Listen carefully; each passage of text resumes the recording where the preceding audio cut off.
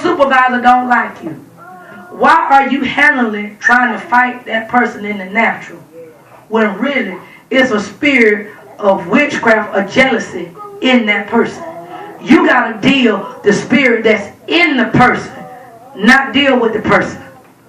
That's why the Bible says we wrestle not against flesh and blood, but against spiritual wickedness in high places. But see, the enemy will distract you and will try to tell you it's about that person. It's not about that person. It's the demon that they allowing to operate in their life. And the enemy is getting us because we're fighting the person and not fighting the demon.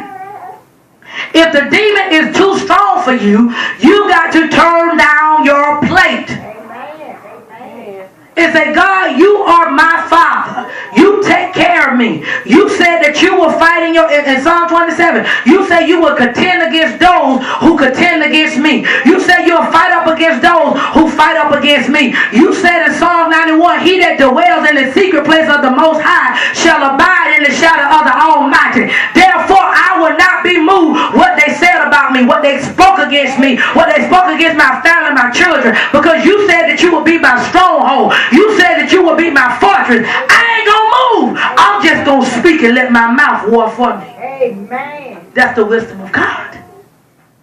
See, otherwise, you up in their face.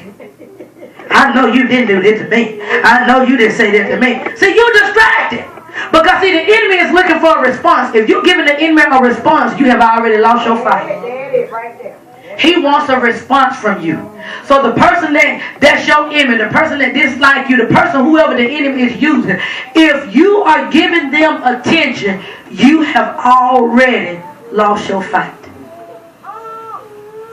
In other words, the person who you're warring up against, when you sit up here trying to argue with them, make them see your way, you have lost the fight.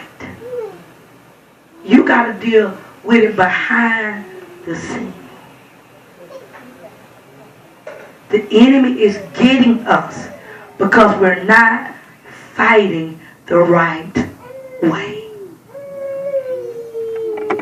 Because I'm determined we're going to have victories. Let's look at Proverbs.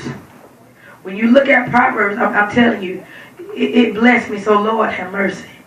When I looked at Proverbs, let's look at verse 1. Proverbs 1. So when you look at Proverbs 1, let's start at verse 7. He said, the fear of the Lord is the beginning of knowledge, but fools despise wisdom and discipline. If you don't like when God whoop you and God discipline you, he's saying that's foolish. Because a child that is not disciplined, you're raising them up to be a fool. Amen. So we got to understand that God, the Bible says, he chasing those whom he loves. So in other words, if you all messed up all your credit cards, he going to let you feel that bondage. Amen. So that when he gets you out, you won't be such in a hurry to charge them cards back up. What you say, now. Amen. When you look at Proverbs 1, let's look at verse 8. This is where he's talking to the children. He said, listen, my son, to your father's instruction. You listen to a generation that don't want to listen to nobody. They think they know everything. He said, listen to my father's instruction. Do not forsake your mother's teaching. Your parents will teach you because they have went through what you're going through. Amen. So when you tell your parent is telling you, leave that boy alone, leave that girl alone, they see something in that person because they have dealt with that spirit before. Because they understand whatever that you dealing with, if they didn't deal with it, it's going to come to you. So in other words, what came to me at 15 came to my daughter. See, whatever that you dealt with in your life that you don't deal with, it's going to come to your children, and it's coming with a vengeance. But you got to teach them how to fight it. He said, that's why, he said, and they will be a garland to grace your head and chain to adorn your neck. My son, if sinners entice you. This is what he said. If sinners entice you, do not give in to them. If they say, come along with us, let's lie and wait for somebody's blood. Let's waylay some harlot soul. In other words, let's do something to somebody. He said, let's swallow them alive and let the grave and hold, let those who go down to the pit. So God's saying you're going to go down to the pit if you listen to people telling you to do wrong to somebody. You're going to go to the pit because you got to understand if they tell you, come on, let's lie about this. Let's lie so we can go ahead and do this. You better not do it, he said, because in other words, you're going to suffer the consequence. Jump to verse 15. My son, do not walk in the way. Proverbs 1. No. Let's look at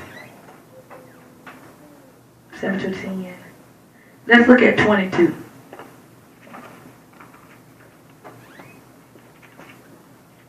I never seen so many scriptures that he warned me and guys. Amen. He said, wisdom cries aloud in the street. She raises up her voice. Come on here in the markets. That's verse 20. Verse 22 say, how long, O simple ones, open to evil?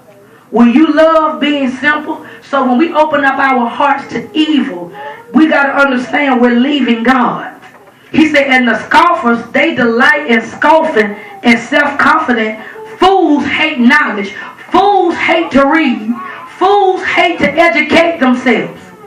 You got to, if your child don't like to read, you got to prophesy over their life. My children love to read, even if they don't. Amen.